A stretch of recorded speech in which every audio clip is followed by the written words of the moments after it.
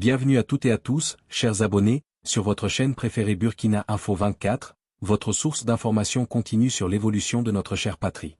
Aujourd'hui, nous plongeons au cœur de l'actualité qui dessine le visage du Burkina Faso en ce début d'année 2026. Nous allons décrypter ensemble le message historique du président, le capitaine Ibrahim Traoré. Au programme de ce grand format, la reconquête territoriale et les nouvelles stratégies de nos forces combattantes. Le pari gagné de l'autosuffisance alimentaire, comment nos assiettes changent enfin. Et surtout, le tournant industriel avec la transformation de notre or et de notre coton sur le sol burkinabé. C'est un condensé d'analyses et de détails inédits sur la vie quotidienne de nos populations que nous vous avons préparé.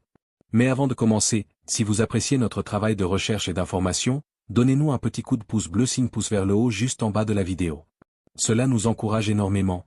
Et si ce n'est pas encore fait, abonnez-vous et activez la cloche de notification pour rester scotché et ne rien manquer des mises à jour de l'actualité du pays des hommes intègres.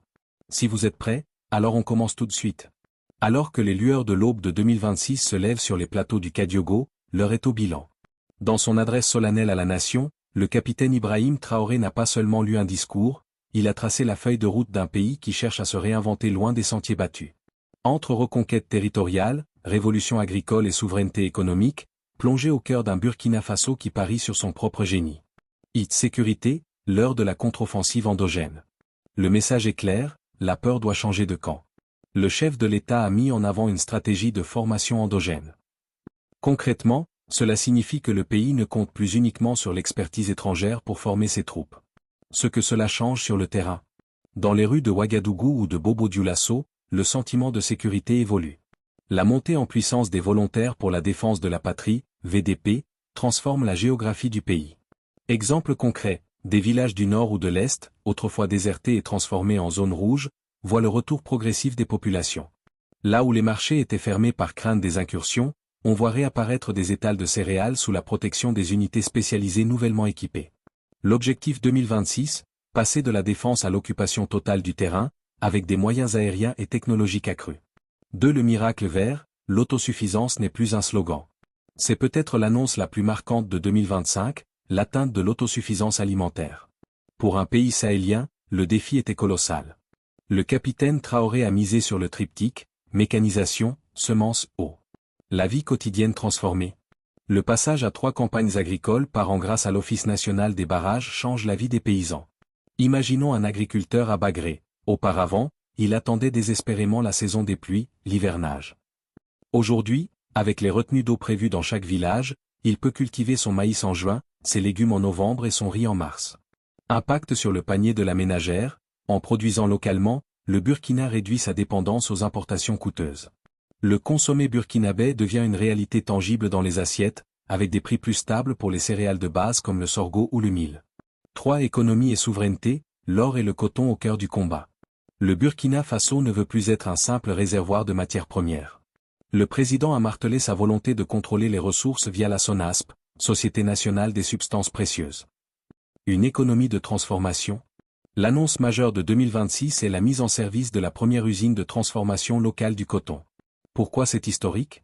Le Burkina est l'un des plus grands producteurs de l'or blanc en Afrique, mais il exportait presque tout à l'état brut.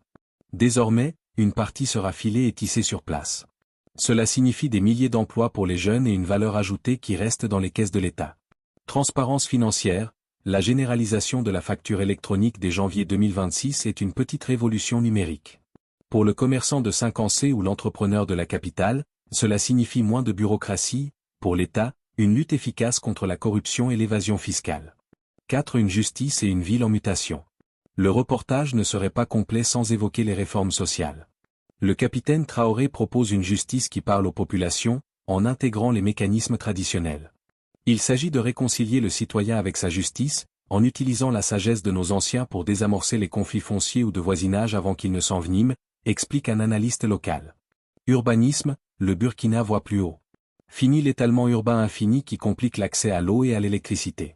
Le gouvernement prône désormais les constructions en hauteur. Dans les nouveaux quartiers, les immeubles remplacent les villas basses pour préserver les terres agricoles environnantes. Diplomatie, le bloc de l'AES comme bouclier. Enfin, sur la scène internationale, le Burkina Faso s'affirme au sein de la Confédération de l'Alliance des États du Sahel, AES. Ce n'est plus une nation isolée, mais un bloc, Burkina, Mali, Niger, qui négocie d'une seule voix. L'ouverture vers de nouveaux partenaires, Russie, Turquie, Iran, Chine, est assumée, tant que le respect de la souveraineté est au centre des contrats. Conclusion, un pari sur l'avenir. Le bilan de 2025 est solide, mais les défis de 2026 restent immenses. Entre la pression sécuritaire qui demeure et la nécessité de stabiliser cette croissance économique naissante, le capitaine Ibrahim Traoré joue une carte audacieuse, celle du développement endogène. Le Burkina Faso de 2026 ne demande plus l'aumône, il construit son usine de coton, gère ses mines d'or et irrigue ses champs. La route est longue, mais la boussole semble fixée vers un horizon de dignité retrouvée.